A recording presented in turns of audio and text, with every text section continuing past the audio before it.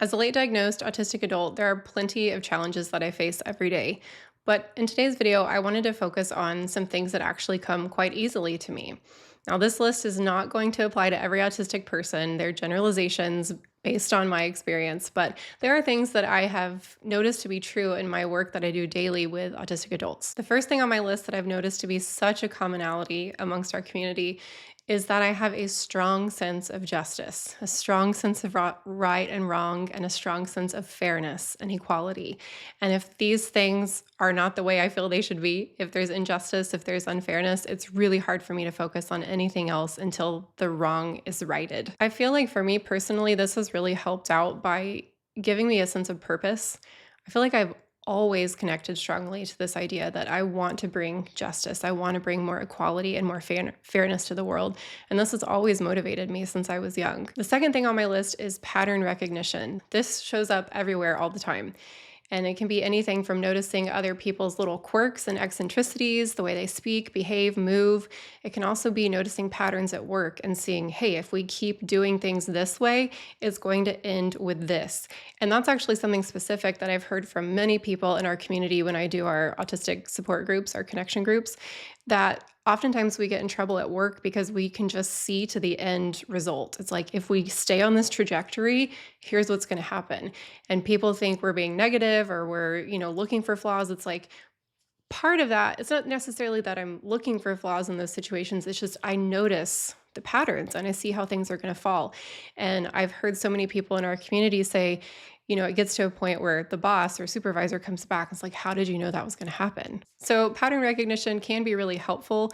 Yes, maybe it's going to cause some annoyances amongst different relationships that we have when we bring up these patterns that we notice, but ultimately it can be an asset. The third thing on my list is love of animals. This might seem kind of superficial or obvious, but it's like a different level of connecting with animals when it comes to autistic individuals. And this can be things like when you're at a party or you're in a social situation and you're feeling overwhelmed, you gravitate towards the animals. Where is the animal?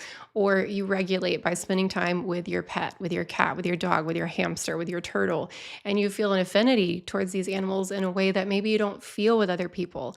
I know others in our community have mentioned that they can connect more deeply sometimes to animals than humans. And that can be totally normal within the autistic experience. I know many of us have experienced a lot of hardship and oftentimes trauma as an autistic person.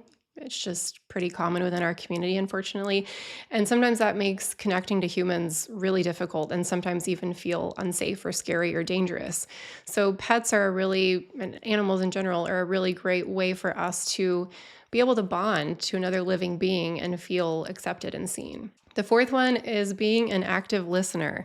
I feel like in conversations, I'm always taking in information and really listening to learn the other person's perspective. I haven't noticed this so much in, for lack of better words, neurotypical communication. It seems like people tend to just step all over each other and butt in wherever.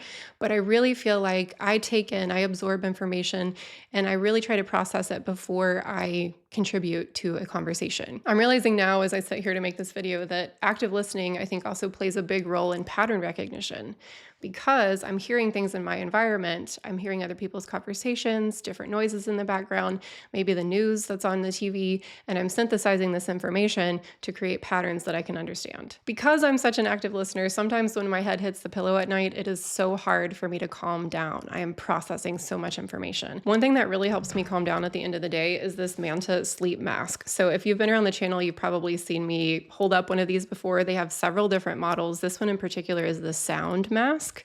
So you can actually listen to music or white noise as you're going to sleep. Their products are so customizable, which is really helpful for autistic people because we all have so many different little eccentricities and specific needs. So you can actually slide the earpiece back and forth, like depending on where it feels good on your ear. But I actually can't even feel it whenever the mask is on. The other customizable part of this is the eye cups. So if you feel like your eyes are further apart or closer together than the typical person, you can easily customize these so that it fits your face in the most comfortable way. And there's space to blink. blink cups, okay? Because that always drove me crazy with any other sleep mask. I could feel my eyelashes pushing against it, but with the Manta masks, they all have the blink cups, so there's plenty of space. I'll put a link to this in the description, and you can use the code MOMONTHESPECTRUM at checkout for 10% off. The fifth thing on my list that might seem contrary to things you've heard about autistic individuals, but I feel that empathy and considering other people's experiences has always come quite easily to me. And I know that many in our community feel so empathetic that they actually gravitate towards feeling more like an empath, where they can feel the emotions of other people, sometimes before they even feel for themselves. Again, these are generalizations, and it's also very possible that you're an autistic person who feels like you struggle with empathy. And if that's you, you're not alone in that. But for myself and many others in the community, I do know that there's many of us who feel we possess a high level of empathy. The sixth thing might seem a bit stereotypical on my list, but research comes very easily to me. I'm interested by pretty much anything and everything, and I don't really need an excuse to start reading articles, medical journals, books.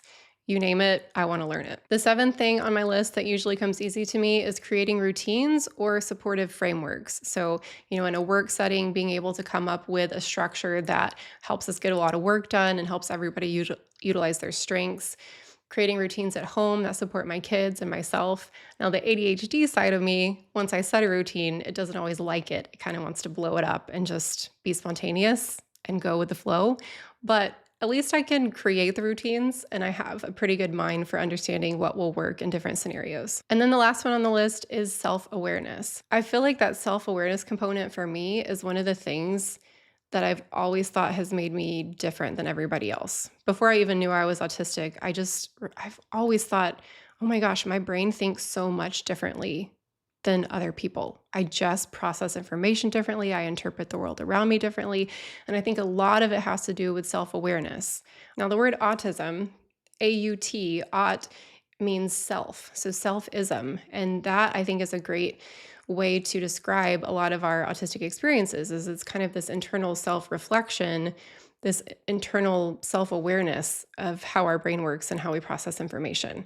Again, generalization, some of you might really struggle with this, but I do think it's pretty fascinating, having worked with so many hundreds of autistic individuals in group settings and coaching settings at this point, just noticing how self-aware some of us are and how that impacts our everyday lives. Whether you're self-diagnosed or professionally diagnosed, I'd love to hear what you would add to this list as something that might come easily to you as an autistic person. I think it's important to regularly reflect on strengths of being autistic, because there's so many things that are beautiful about our experience. If this video was helpful to you, please give it a thumbs up and subscribe to the channel so that you can stay up to date with the latest videos.